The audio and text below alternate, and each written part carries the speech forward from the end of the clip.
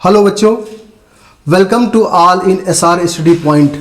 मैं डॉक्टर मयंक मिश्रा, आपका biology mentor.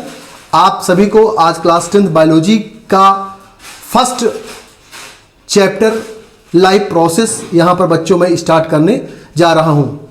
अब लाइफ प्रोसेस में सबसे पहला जो पॉइंट होता है बच्चों, उसमें हम लोग आप जो स्टार्ट करेंगे वो पॉइंट आपका लाइफ प्रोसेस। और इस लाइफ प्रोसेस के बारे में सबसे पहले मैं आपको बताऊंगा कि लाइफ प्रोसेस एक्चुअली होता क्या है। लाइफ प्रोसेस में ये एक बेसिक और इसेंशियल जो प्रोसेस होता है जिसमें हम लोग अपने आप को मेंटेन करते हैं, अपने आप को सर्वाइव करते हैं। उस प्रोसेस में जो भी चीजें आएंगी वो क्या होगा बच्चों? लाइफ प्रोसेस कहलाएगा। मतलब ये कि the process takes place in the human body which are needed for the existence of life on earth, that is life process. अब लाइफ प्रोसेस में कौन कौन से पॉइंट्स आते हैं, इस पर हम लोग बच्चों डिस्कस करेंगे। तो लाइफ प्रोसेस में सबसे पहले हम लोग जिस टॉपिक पर डिस्कशन करते हैं वो टॉपिक होता है digestion. Second one is respiration. Third one is circulation and the fourth one is excretion. ये जो चार मेजर टॉपिक्स होते हैं, ओवरऑल लाइफ प्रोसेस में एक पॉइंट और आता है रिप्रोडक्शन का, लेकिन हम लोग जो आपका लाइफ प्रोसेस का जो फर्स्ट चैप्टर है उसमें हम लोग इन चार मेजर टॉपिक्स पर डिस्कशन बच्चों करते हैं, जिसमें digestion, respiration, circulation and excretion बच्चों आता है।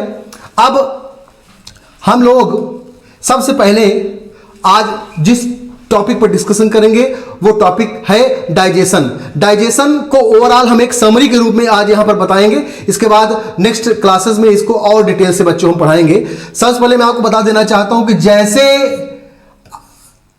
आप जानते हो कि जब हम लोग फूड को बच्चों इंजेस्ट करते हैं, अब फूड जब इंजेस्ट हुआ, फूड इंजेस्ट होने के बाद एक्चुअली जब वो माउथ के अंदर बच्चों जाता है ना, तो वहां पर एक सिलेवरी एमाइलेज होता है।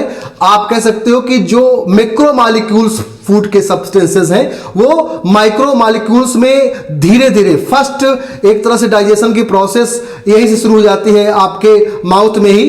अब इसके बाद एक उसी का नेक्स्ट जो स्टेप होता है वो बच्चों होता है फायरनिक्स। अब ये जो फायरनिक्स एक्चुअली होता है ये एक बहुत बड़ा एक पाइप होता है, और उस पाइप के ऊपर एक फ्लैप लाइक स्ट्रक्चर बना होता है जिसे बोला जाता है क्या बच्चों? इपीग्लोटिस। इपीग्लोटिस बोला जाता है। ये एक फ्लैप लाइक स्ट्रक्चर होता है। इसोफेगस यहीं से आप मान के चलिए दो पार्ट में बच्चों यहां पर ये डिवाइड हो गया। अब ये जो फायरनिक्स का जो पोर्शन होता है, एक पोर्शन चला जाता है बच्चों लैरिंक्स पोर्शन, यानी कि विंड पाइप के तौर पर, विंड पाइप के तौर पर, और दूसरा बच्चों ये चला जाता है फूड पाइप में। यानी आप कह सकते हो कि जो फायरनिक्स पोर्शन होता है वो फायरनिक्स पोर्शन दो पार्ट में डिवाइड हो गया। अब ये जो फूड पाइप है ना, ये फूड पाइप, इसी फूड पाइप को हम लोग बच्चों क्या बोलते हैं? ईसोफेगस बोलते हैं। क्या बोलते हैं? ईसोफेगस। ईसोफेगस बोला गया। अब यही जो ईसोफेगस पोर्शन एक्चुअली होता है, ये बच्चों जो ईसोफेगस का जो पोर्शन होता है, अब ये मान लीजिए हम ईसोफेगस की बात करते हैं। ये ईसोफेगस आगे चल करके कहां खुलता है बच्चों? स्टमक में खुलता है। अब स्टमक का ये जो पार्ट है, स्टमक का जो पार्ट है उसका, स्टमक को हम लोग भी तीन पार्ट में डिवाइड करते हैं। एक पार्ट पहला कहलाता है कार्डियक पार्ट, दूसरा पार्ट कहलाता है बच्चों फंडिक पार्ट, फंडिक पार्ट, और तीसरा जो पार्ट होता है बच्चों उसको बोला जाता है पाइलोरिक पार्ट। क्या बोलते हैं? Pyloric part. यानी ओवरऑल हम कह सकते हैं ईसोफेगस कहां खुलता है, ईसोफेगस आकर के स्टमक में खुलता है। और इस स्टमक को भी हम लोग 3 पार्ट में डिवाइड करते हैं, कार्डिक पार्ट, फंडिक पार्ट और पाइलोरिक पार्ट। कार्डिक पार्ट क्यों बोलते हैं, क्योंकि ये कार्डिया के पास होती है, यानी हार्ट के पास का नियरेस्ट पोजीशन होता है, इसलिए इसको बच्चों हम लोग कार्डिक पार्ट बोलते हैं। सबसे इंपॉर्टेंट होता है फंडिक पार्ट।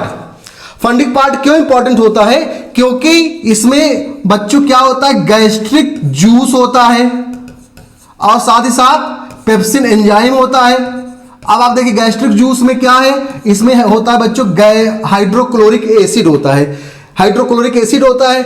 ओवरऑल इसका काम अब आपको बता दें, इसका काम क्या है कि जैसे ही भोजन का जो फूड है वो ईसोफेगस के थ्रू जब आपके फंडिक पार्ट यानी स्टमक के अंदर प्रवेश करता है, एंट्री करता है बच्चों, तो यहां पर क्या हो जाता है कि भोजन का जो बड़ा टुकड़ा है यानी कि macromolecules of the food substances breaks down into micromolecules of the food substances. भोजन का बड़ा टुकड़ा ऑटोमेटिक छोटे टुकड़ों में बच्चों टूट जाता है। अब आप देखिए एक नेचर की एक अगर हम लोग नेचर के बारे में बात करें, नेचर ने क्या सिस्टम बनाया हुआ है, इसी पाइलोरिक पार्ट पे एक होता है पाइलोरिक स्फिंक्टर। पाइलोरिक स्फिंक्टर होता है बच्चों, ये जो पाइलोरिक एक्चुअली स्फिंक्टर होता है, इसका वर्क देखिए कि यही अलाउ करता है कि भोजन जो आपका यहां पर ब्रेक हो गया है, ब्रेक्स डाउन जिसका हो गया है, अब उसको इंटेस्टाइन, देखिए इसी के बाद का पोर्शन क्या कहलाता है, इंटेस्टाइन वाला पोर्शन आ जाता है कि इस भोजन के इन टुकड़ों को कब आंतों के अंदर प्रवेश करना है, स्मॉल इंटेस्टाइन के अंदर प्रवेश करना है, इसको अलाउ कौन करता है बच्चों, पाइलोरिक स्फिंक्टर करता है। पाइलोरिक स्फिंक्टर एक बहुत ही महत्वपूर्ण यहां पर पॉइंट होता है जो कि सीधे सीधे अलाउ करता है कि कब इसको इन स्मॉल इंटेस्टाइन के अंदर आना है। आप देखिए स्मॉल इंटेस्टाइन की बात करें, स्मॉल इंटेस्टाइन को भी बच्चों हम लोग 3 पार्ट में डिवाइड करते हैं। एक पहला पार्ट जो होता है उसको बोलते हैं ड्यूडेनम बोलते हैं। क्या बोलते हैं बच्चों, ड्यूडेनम बोलते हैं, यानी कि पाइलोरिक पार्ट और ड्यूडेनम के बीच की जो कड़ी है वो क्या कहलाएगी, पाइलोरिक स्फिंक्टर कहलाएगी। अब पाइलोरिक स्फिंक्टर जैसे ही इसके अंदर प्रवेश करती है, छोटी आंत यानी स्मॉल इंटेस्टाइन में प्रवेश करती है, आगे चल करके ये कुछ इस तरीके की स्ट्रक्चर में बच्चों चेंज हो जाता है। ये जो स्ट्रक्चर होता है, इस स्ट्रक्चर को यानी इस पार्ट को बोलते हैं बच्चों जेजुनम। क्या बोलते हैं बच्चों, जेजुनम, यानी कि स्मॉल इंटेस्टाइन का जो सेकंड पार्ट होता है, ड्यूडेनम के बाद की जो कंडीशन होती है वो क्या कहलाती है, जेजुनम कहलाती है। अब जेजुनम ओवरऑल देखिए जितना भी आपका finger like projection like structure यहां पर बच्चों दिखाई दे रहा है वो क्या कहलाता है, जेजुनम कहलाता है। यही जेजुनम आगे चल करके देखिए ड्यूडेनम, जेजुनम और इलियम आगे चल करके जो सबसे लास्ट पोर्शन में जाता है, इस पोर्शन को बच्चों बोलते हैं इलियम। यानी कि हम अपने इस स्मॉल इंटेस्टाइन को 3 पार्ट में डिवाइड किए। पहला पार्ट ड्यूडेनम कहलाया, दूसरा पार्ट जेजुनम कहलाया, तीसरा पार्ट इलियम कहलाया। अब ये इलियम आगे चल करके बच्चों ये बड़ी आंत में खुलता है। इस पोर्शन को बोलते हैं सीकम, यानी कि स्मॉल इंटेस्टाइन के बाद जो लार्ज इंटेस्टाइन आता है, उस लार्ज इंटेस्टाइन का पहला पार्ट जो होता है वो सीकम कहलाता है। सीकम आगे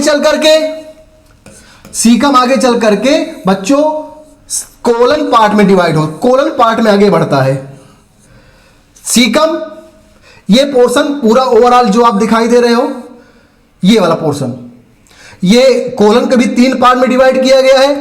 पहला पोर्शन असेंडिंग कोलन कहलाता है, असेंडिंग कोलन। दूसरा ट्रांसवर्स कहलाता है बच्चों, ट्रांसवर्स कोलन। और तीसरा डिसेंडिंग कोलन बच्चों कहलाता है। इस तरीके से कोलन पार्ट को हम लोग 3 पार्ट में डिवाइड करते हैं। इसके बाद ये वाला पोर्शन रेक्टम कहलाता है और आगे वाला पोर्शन बच्चों एनस कहलाता है।